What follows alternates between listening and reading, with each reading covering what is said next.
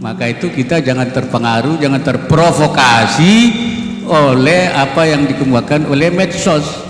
Makanya kita minta kepada Allah supaya jangan salah kita itu melihat yang hak kelihatan hak, yang batil. Sekarang banyak orang terbulak terbalik.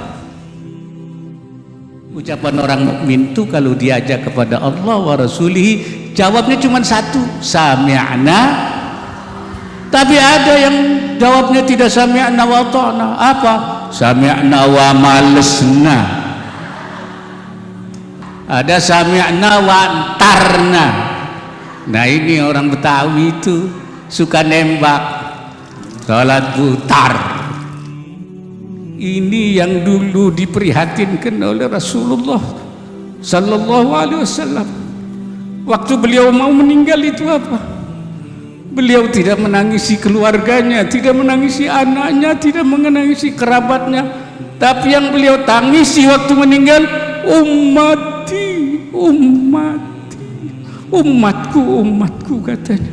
Ini tanggung jawab ulama. Dan tidak mungkin secara sendiri, harus secara kolektif, secara jamaiyah, mas'uliyah jamaiyah yang harus kita hadapi.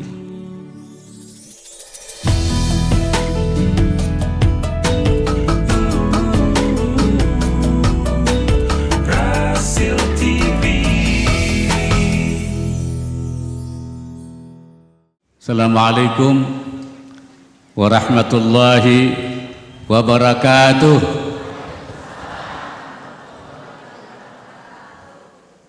Bismillahirrahmanirrahim. Alhamdulillahi wa kafa alladhi ya'lamu sirra wa akhfa. Wassalatu wassalamu ala sayyidina wa maulana Muhammadin nabiyihil mustafa wa waliyihil mujtaba wa ala alihi wa ashabihi mafatihil huda wa masabihid duja ahli sidqi wal wafa. Ashabal fadilah, hadratil ulama wal masyayikh wal habaib. Wabil khusus saya sebut pertama sahibul ma'had yang punya pesantren ini, Kiai Haji Dr. Muhammad Hidayat, guru kita, muballigh kita, Kiai Haji Abdullah Gimnastiar atau AA Gim, Syekh Muhammad Jabir, dan para asatidz, para kiai, para habaib, hadirin dan hadirat sekalian yang saya muliakan. Pertama, mari kita bersyukur kepada Allah karena kita diberi hidayat imaniyah. Amin. Alhamdulillah. Kenapa? Karena iman itu pemberian Allah. Tidak semua orang dapat hidayah imaniyah.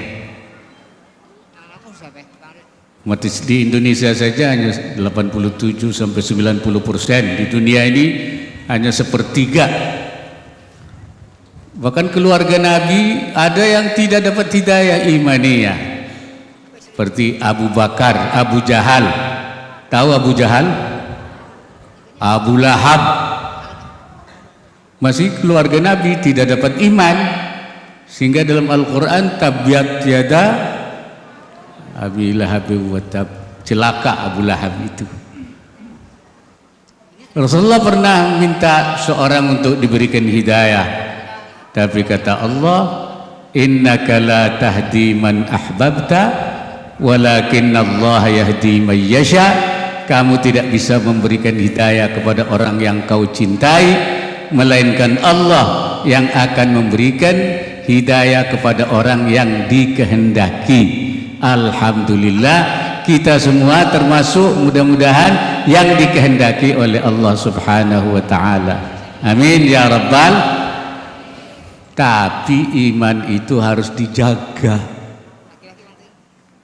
karena iman itu bisa bertambah, bisa yazidu wa yanqus, bisa naik, bisa turun, bisa naik, bisa turun. Karena itu ada orang mengatakan ada orang imannya yang masih utuh, ibarat emas itu 24 karat, kayak ibu-ibu ini Imannya 24. Ada yang tinggal 18 karat. Ada yang tinggal sekarat. Ada yang sekarat, udah mau mati. Ada juga yang karatan. Karatan itu artinya sudah nggak bisa didorong, nggak bisa ditarik, ya, sudah nggak jalan. Diajak ke majelis nggak bisa. Itu namanya karatan. Karena itu kita minta kepada Allah. Bahkan ada juga yang imannya hilang, menjadi murtad. Na'udzubillah min dzalik. Karena itu marilah kita minta kepada Allah, Allahumma tsabbit imanana wa tsabbit islamana waj'alil jannata mathwana. Tetapkanlah iman kita, tetapkanlah Islam kita, jadikan surga tempat kita kembali kepada Allah Subhanahu. Amin ya rabbal. Yang kedua, marilah kita minta kepada Allah supaya pandangan hidup kita, bahasa sekarang namanya persepsi kita, sesuai dengan apa yang diajarkan oleh Allah. Itu namanya hidayah taufiqiyah. Taufiqiyah itu artinya sesuai. Waffaqa yuwaffiqu taufiqan, disesuaikan. Sebab ada orang yang imannya sudah punya, tapi pandangan hidupnya, persepsinya bersalahan dengan apa yang diajarkan oleh Allah. Allah kata begini, dia beda, ya. Dan kadang-kadang kita terbalik, yang hak dikatakan batil, yang batil dikatakan hak. Itu namanya terbalik. Pelacuran itu haram. Ada orang mau mensertifikatkan pelacur-pelacur, enggak disertifikasi aja udah banyak, disertifikat lagi. Judi itu haram. Ada orang yang ingin melegalisasi perjudian. Ini namanya bersalahan dengan apa yang diajarkan oleh Allah Subhanahu. Oleh karena itu kita oleh Rasulullah diajar supaya berdoa. Antara lain doanya apa? Allahumma arinal haqqa haqqa warzuqna ittiba'ah wa arinal batila batila warzuqna ijtinaba. Ya Allah, perlihatkan kepada kami yang benar, kelihatan benar, kelihatan hak, dan berikan kepada kami untuk mengikuti hak itu. Perlihatkan kepada kami yang batil itu, kelihatan batil, berikan kemampuan untuk menjauhinya. Apalagi sekarang zamannya medsos, ibu ya, yang benar jadi salah, yang salah jadi benar. Hati-hati kita, hari-hari buka medsos saja ibu-ibu, ya bu ya, nungguin masak medsos, ya benar. Iya, padahal di situ setannya banyak sekali itu. Di medsos itu banyak setan melulu itu di situ. Hati-hati kita. Maka itu kita jangan terpengaruh, jangan terprovokasi oleh apa yang dikembangkan oleh medsos. Makanya kita minta kepada Allah supaya jangan salah kita itu melihat yang hak, kelihatan hak, yang batil. Sekarang banyak orang terbulak-terbalik. Bukan saja orang biasa, kiai juga bisa terbalik-balik. Yang benar jadi salah, yang salah jadi benar. Orang alim, padahal orang alim itu tinggi. Kata Allah, fadlul alim 'alal 'abid ka fadlil qamari lailatal badri ka fadlil qamari lailatal badri 'ala sairil kawakib. Keutamaan orang alim dengan orang ahli ibadah tidak alim kayak bulan purnama dengan bintang. Bedanya apa? Bintang itu ada sinarnya, cuman menyinari diri sendiri. Itu orang ahli ibadah. Tapi orang alim itu kayak bulan purnama, menyinari kemana-mana sinar. Tapi bulan itu tidak punya sinar. Yang punya sinar itu matahari.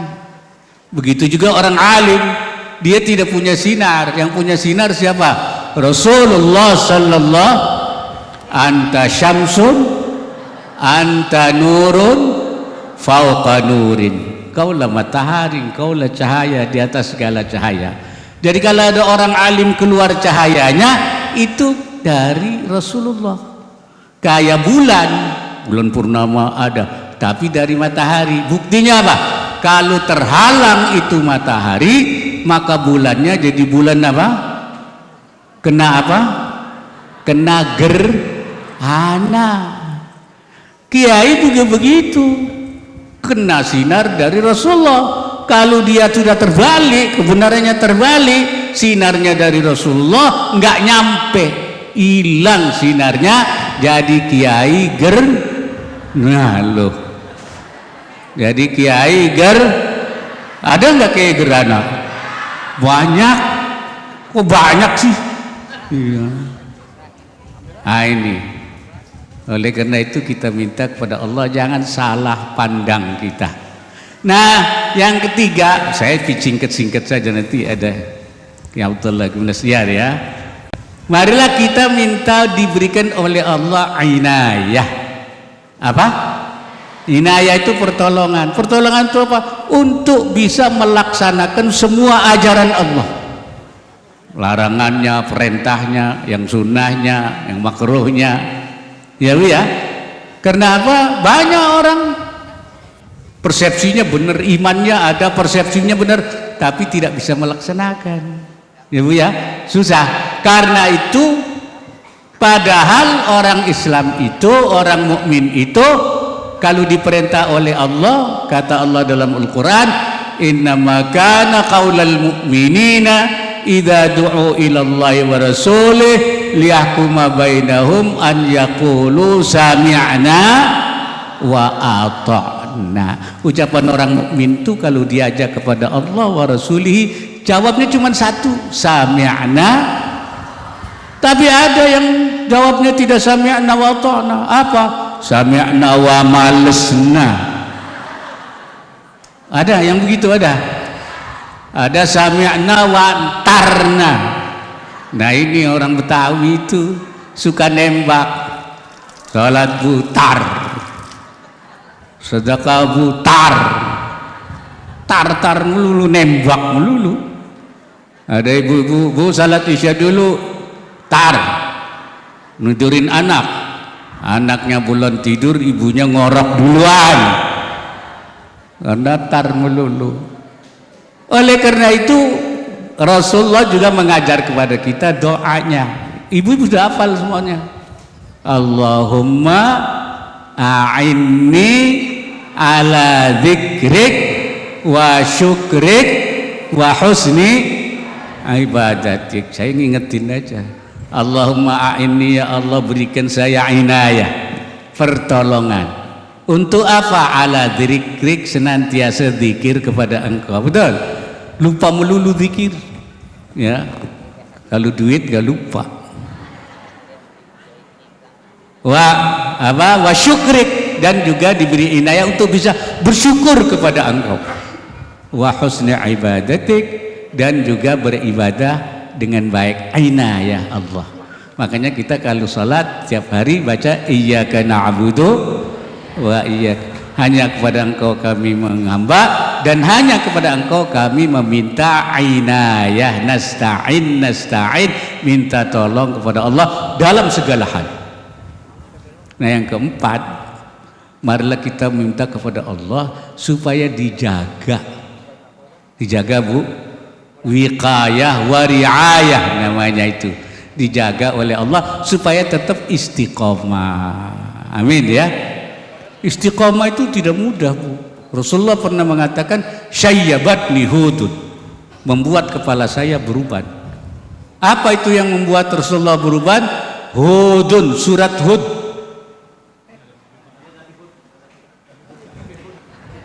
Ini Habib Hud. Itu yang bikin Nabi beruban tuh surat Hud. Limadha ya Rasulullah? Kenapa? Liqaulihi ta'ala istaqim kama umirta, karena di situ ada firman Allah bunyinya istaqim kama umirta, istiqamalah kamu seperti diperintah oleh Allah. Jangan geser-geser yang sudah kita dapatkan, sudah dapat inayah itu. Jangan sampai berhenti, jangan sampai menceng. Sekarang ini banyak gangguannya. Namanya tidak dapat inayah, tidak dapat riayah atau wiqayah daripada Allah Subhanahu. Makanya ada perintah dari Allah, qu anfusakum wa ahlikum nara. Terjaga dirimu, keluargamu dari api neraka. Ada yang dulunya itu sholat tahajud, kesel sama suaminya, berhenti. Ada enggak yang begitu? Ada. Itu enggak istiqamah, enggak diberi riayah, wiqayah. Ada yang tadinya majelis taklim terus giliran jengkel sama suaminya, berhenti masjid taklimnya. Betul? Iya. Jadi tidak boleh berhenti, harus istiqamah ala tariqah.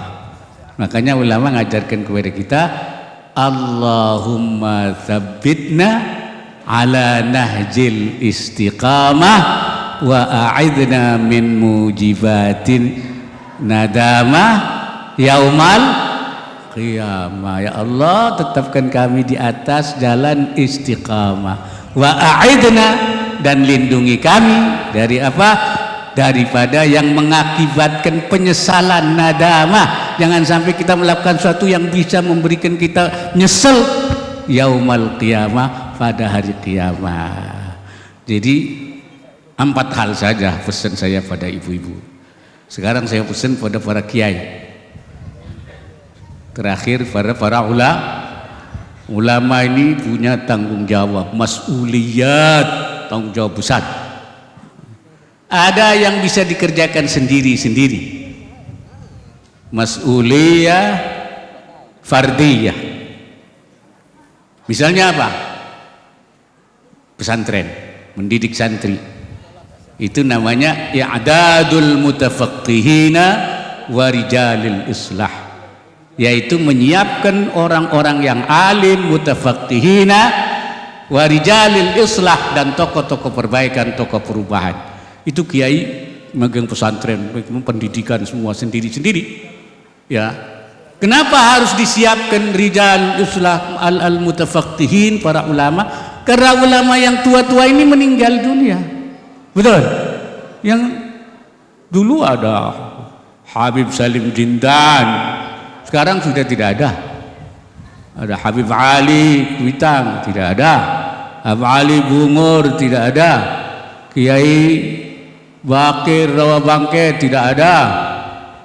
Kiai Mursyidi di Kalender, tidak ada. Kiai Abdullah Syafi'i, tidak ada. Kiai Tahir Rahili, tidak ada. Banyak. Kenapa? Rasulullah mengatakan, innallaha la yaqbidul ilma intiza'an min sudurin nas. Allah enggak ngangkat ilmu dari orang itu, enggak ada. Orang ilmunya hilang itu enggak ada. Walakin yantazi'u biqabdil ulama, tapi Allah ngangkat ilmu dengan mengambil ulamanya. Betul? Ulama meninggal, istrinya dibawa enggak? Enggak. Mobilnya, rumahnya, ilmunya bawa. Ilmunya hilang. Nah, kalau lama-lama pada meninggal nggak ada yang gantiin, habis. Betul? Makanya ibu-ibu jangan sampai nggak ada anaknya satu supaya jadi ulama. Ya Bu ya, satu aja, nggak usah banyak-banyak. Kalau banyak lebih bagus lagi. Biar yang lain jadi dokter, jadi insinyur. Ya betul? Satu jadi ulama. Tapi yang dikirim ke jadi ulama tuh yang pinter. Ini yang goblok juga. Waduh, bahkan setengah gila. Dikirim pada pondok, jadi kiai-kiai gila itu nantinya itu. Yang pinter. Supaya jadi ulama yang hebat, yang pinter, yang bisa mendakwah orang. Gitu. Jangan lupa, satu anaknya kirim ke pesantren, yang lainnya boleh jadi dokter, jadi insinyur, jadi apa. Amin ya. Kalau sudah tidak ada ulama, kata Rasulullah apa? Hatta idza lam yabqa alimun ittakhadhan nas ru'usan juhala. Kalau tidak tinggal seorang alim pun, orang akan mengangkat pemimpin yang bodoh, nggak ada ilmunya jadi pemimpin. Idza su'ilu aftau bighairi ilmin, kalau ditanya dia memberi fatwa tanpa ilmu. Apa yang terjadi? Fadhallu wa adhallu, maka dia sesat dan menyesatkan. Na'udzubillah min. Karena itu jangan boleh dunia ini, negara kita Indonesia ini kehilangan ulama. Kita para ulama harus terus. Tapi itu mas'uliyah fardiyah, tanggung jawab pribadi-pribadi. Tapi ada tanggung jawab yang tidak mungkin dilaksanakan oleh ulama itu sendiri dengan keluarganya. Tanggung jawab apa itu? Mas'uliyah ummatiyah, tanggung jawab keumatan. Ini yang dulu diprihatinkan oleh Rasulullah sallallahu alaihi wasallam. Waktu beliau mau meninggal itu apa? Beliau tidak menangisi keluarganya, tidak menangisi anaknya, tidak menangisi kerabatnya, tapi yang beliau tangisi waktu meninggal, umatku katanya. Ini tanggung jawab ulama, dan tidak mungkin secara sendiri, harus secara kolektif, secara jamaiyah, mas'uliyah jamaiyah yang harus kita hadapi. Umat kita sekarang sedang menghadapi goncangan. Goncangan apa? Harakatut tadlil wat takfir wal irtidad. Gerakan penyesatan, banyak sesat-sesat, aliran sesat, pengkafiran, pemurtadan. Ini sedang dilaksanakan di mana-mana ini. Oleh karena itu ini tanggung jawab ulama secara bersama-sama. Banyak juga aliran-aliran, pikiran-pikiran yang sesat-sesat. Baru-baru ini kan ada itu orang yang ngaku bisa menggandakan uang, betul? Dan banyak pengikutnya puluhan ribu. Saya bilang, menggandakan uang aja pengikutnya puluhan ribu, bagaimana kalau bisa menggandakan istri itu nanti itu? Rasanya bapak-bapak ikut semua itu. Betul Pak? Wah, jadi pengikutnya semua ini. Ada lagi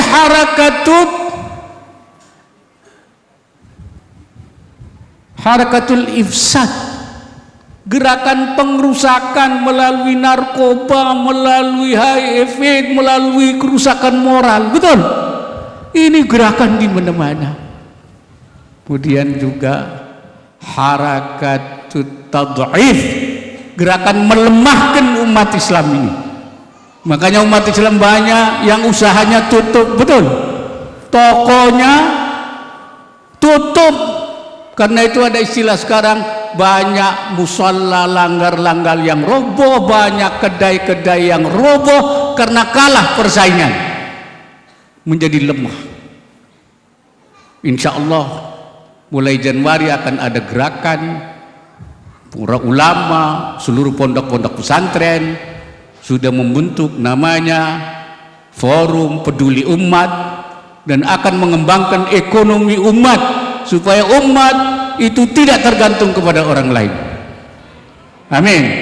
Dia umat memproduksi sendiri, buka warung sendiri, membeli sendiri, memarket sendiri, dan akan dipandu oleh kiai-kiai seluruh Indonesia. Dan saya akan mulai hadir tanggal 21 Januari di Mojokerto. Seluruh pesantren-pesantren besar akan hadir, dan nanti secara nasional akan diadakan di Jakarta Islamic Center di Jakarta. Ini merupakan gerakan ulama untuk memperlakukan penguatan ekonomi umat Islam ke depan.